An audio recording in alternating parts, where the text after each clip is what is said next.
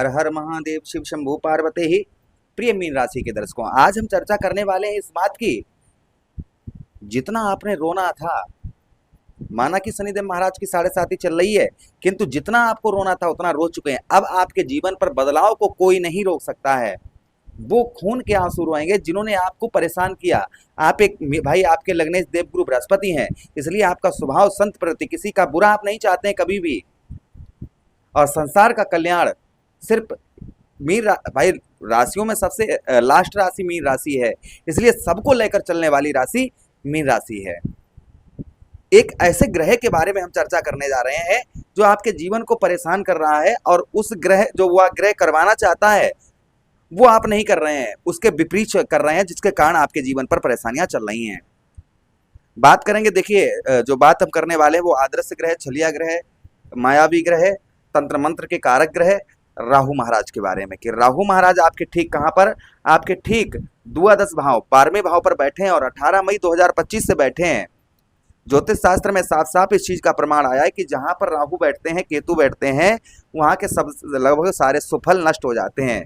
जैसे कि 18 अक्टूबर को राहु महाराज ने राशि परिवर्तन किया, आपके ठीक कहां से, आपके लगन भाव से निकलकर आपके द्वादश भाव पर प्रवेश किया। तब से अचानक से कुछ आपके जीवन पर परेशानियां प्रारंभ हुई होंगी, जैसे कि मैं यहाँ पर कुछ परेशानियां आपको बता रहे हैं जो आपके जीवन पर इस समय पर चल रही होंगी। सबसे पहले आपके द्वादश भाव पर हैं, ठीक है, आपके 12वें भाव पर हैं, तो व्यर्थ का खर्चा, यानी खर्च उसको कहते हैं। एक तो खर्च ऐसा होता है, कोई चीज हमने खरीदी, मान लेते हैं हमने एक पेन खरीदा है, तो इसमें हमें 10 रुपए का खरीदा है, तो हमें ये दिख रहा है कि हमें 10 रुपए का पेन ये खरीदा है, तो इसको हम खर्च नहीं बोलते हैं, क्योंकि ये सामने पैसे के बदले हमारे पास कुछ है। लेकिन जब पैसे के बदले हमें कुछ नहीं मिलता है, धन भी चला जाता है और हमें प्राप्त भी कुछ नहीं होता है, तो उसको कहते हैं हम व्यय खर्च। जैसे कि कोर्ट कचहरी, मुकदमा, थाना, हॉस्पिटल के चक्कर या फ्रॉडगिरी हो जाना, तो ये जो है कहीं ना कहीं व्यय खर्च होता है, इसी को हम व्यय खर्च कहते हैं। ये खर्च आपका व्यर्थ का खर्चा काफी दिनों से आपका जो है चल रहा हुआ है, यानी कि मई के महीने से आप जो है कुछ बचत नहीं कर पा रहे होंगे। जिस तरीके से आपको बचत करनी चाहिए, जिस तरीके से आपका धन बचना चाहिए, उस तरीके का धन आपका नहीं बच पा रहा होगा, यानी कि व्यय खर्च अधिक आपका हो रहा होगा। उसी के साथ ही साथ में दुर्गति, यानी कि लोगों ने आपके साथ फ्रॉड कर दिया होगा। जिस तरीके से लोगों का सहयोग प्राप्त होना चाहिए, लोगों का सहयोग मिलना चाहिए, आपके अपनों से ही आपको कहीं ना कहीं परेशानियां बहुत ज़्यादा इस समय पर हो रही होंगी। अच्छा, उसी के साथ ही साथ में आलस्यपन आपके अंदर घुसा होगा, यानी थोड़ा सा काम करने के बाद मन ऐसा करता है छोड़ो बाद में कर लेंगे, आलस्यपन होगा। आलस्यपन के साथ ही साथ में निद्रा आपको जो है यानी कि लेटे हैं सुबह, किसी दिन आप बहुत जल्दी उठ जाते थे, आजकल नींद बहुत ज़्यादा आपको आती होगी। उसी के साथ हो सकता है तंत्र मंत्र किसी ने आप पर किया हो, ये भी हो सकता है, क्योंकि राहु के अंतर्गत आता है, राहु द्वादश भाव पर हैं, तो ये चीज़ें हो सकती हैं। अच्छा, उसी के साथ ही साथ राहु महाराज आपके चतुर्थ भाव को देख रहे हैं, जिससे सबसे पहले मित्र यारों से आपके विवाद हो गए होंगे, जो आपके मित्र यार हैं उनसे आपके लड़ाई झगड़े हो गए होंगे। साथ ही साथ में माता का भी आपको सुख प्राप्त नहीं हो रहा होगा, या फिर आपकी माता जी का हेल्थ जो है ना वो आपकी खराब चल रही होगी। ये भी प्रभाव कहीं ना कहीं राहु महाराज का और आपके ऊपर आपको देखने को मिल रहा होगा। अच्छा, उसी के साथ ही साथ में जो राहु महाराज का और प्रभाव देखने को मिल रहा होगा, कोई वाहन या प्रॉपर्टी, मकान आप लेने के लिए धन एकत्रित किए होंगे, वो धन आपका दूसरी जगह खर्च हो गया होगा। ये भी प्रभाव कहीं ना कहीं राहु महाराज का और आपके ऊपर आपको देखने को इस समय पर मिल रहा होगा। अच्छा, उसी के साथ ही साथ में राहु आपके षष्ठम भाव को देख रहे हैं, जिससे अनावश्यक कर्जे से आप बहुत ज्यादा परेशान होंगे, यानी कर्ज आप पर बहुत ज्यादा लदा हुआ होगा, जिससे आपको बहुत ज्यादा परेशानियां हो रही होंगी। अच्छा, उसी के साथ ही साथ में शत्रुओं का भी प्रभाव बहुत ज्यादा बना हुआ होगा। शत्रु आपको काम नहीं करने दे रहे होंगे, आपके शत्रु पीछे पड़े होंगे, आपके काम को बिगाड़ने के लिए लड़ाई झगड़े करवाते होंगे। ये प्रभाव कहीं ना कहीं आपके ऊपर और चल रहा होगा। उसी के साथ ही साथ राहु आपके अष्टम भाव को देख रहे हैं, आपके पुरातत्व भाव, मृत्यु भाव को देख रहे हैं, जिससे आप जिंदा तो हैं किंतु मरे के समान, मृत्यु तुल्य कष्ट परेशानियों से आप इस समय जूझ रहे होंगे। हो सकता है हेल्थ से संबंधित, स्वास्थ्य से संबंधित कुछ परेशानियां आपको चल रही होंगी। उसी के साथ ही साथ डर, भय, चिंता ये आपकी लगी होगी, ये हमेशा लगा रहता होगा, किसी ने हम पर तंत्र मंत्र करवा दिया है। ये प्रभाव कहीं ना कहीं मीन राशि के दर्शकों को इस समय पर चल रहा है। अब देखिए, राहु ने जब राशि परिवर्तन किया तो राहु महाराज की डिग्री थी 29, अब वर्तमान में राहु महाराज की डिग्री कितनी रह गई है, 23 डिग्री के रह गए हैं। तो समझिए 29 डिग्री में 23, 24, 25, 26, 27, 28, 29 लगभग 5-6 डिग्री कम हो गई हैं। तो ये जो जितने अशुभ प्रभाव हमने आपको बताए हैं, ये अशुभ प्रभाव आपके कम होते हुए नजर आएंगे। जो अशुभ प्रभाव हमने आपको बताए हैं राहु महाराज के, अभी जब इनकी डिग्रियां कम होंगी ना, यही सितंबर अक्टूबर हर महीने कम होती चली जाएंगी, तो ये समस्याएं भी कम होती हुई चली जाएंगी आपकी। सबसे पहले ये सुन लीजिएगा।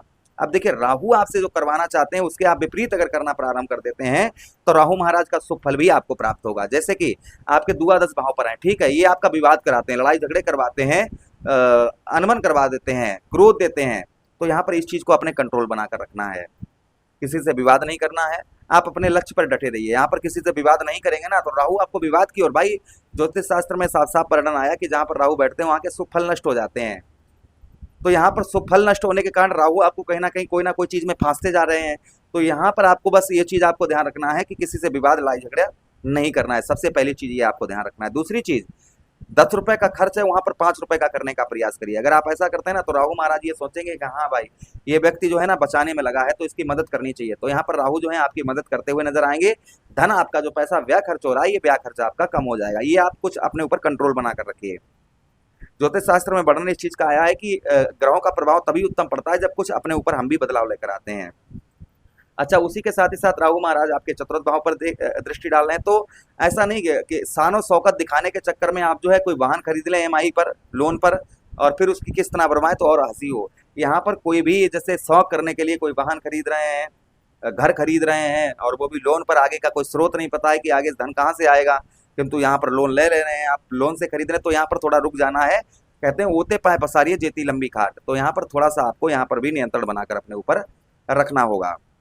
कोई भी विवादित चीज नहीं खरीदनी है। ये कहो कि हाँ इस पर कोई कहे इस पर विवाद है, तुम ले लो, और हम में दम है कि हाँ हम उसको विवाद ठीक कर लेंगे, तो यहाँ पर कोई चीज आपको विवादित 5 दिसंबर 2026 तक नहीं खरीदनी है। बिल्कुल साफ सौदा करना है। अगर आप साफ सौदा करेंगे तो राहु महाराज इसमें आपकी मदद करते हुए नजर आएंगे। षष्ठम भाव पर देख रहे हैं, तो इस समय वो समय आपके जीवन का चल रहा है कि इस समय किसी से दुश्मनी नहीं लेनी है।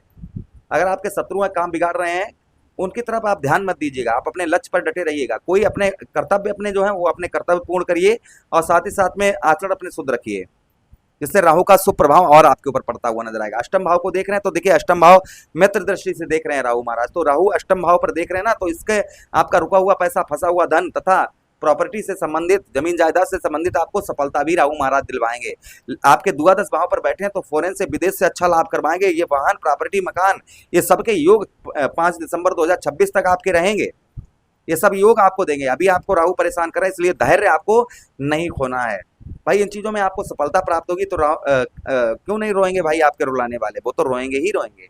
अब ध्यान से सुनिएगा क्या उपाय करने हैं जिससे राहु आपसे प्रसन्न रहे और राहु महाराज का शुभ प्रभाव रहे। सबसे पहले अपने आचरण शुद्ध करिए, कोई भी नशा मत करिए किसी भी प्रकार का।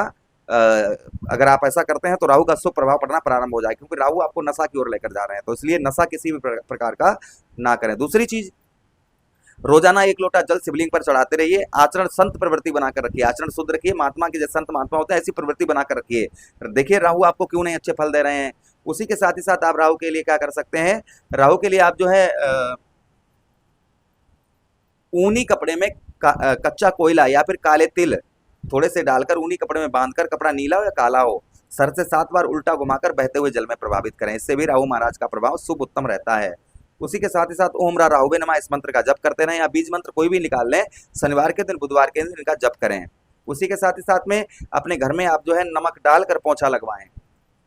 आचरण शुद्ध रखें, किसी प्रकार का नशा ना करें। अगर ऐसा आप करना प्रारंभ कर देते हैं तो आज से ही राहु महाराज का शुभ प्रभाव आपके ऊपर पड़ना प्रारंभ हो जाएगा। प्रभु से यही कामना करते हैं कि शुभ प्रभाव राहु महाराज का सभी दर्शकों पर रहे। यही विनती करते हुए बजरंगबली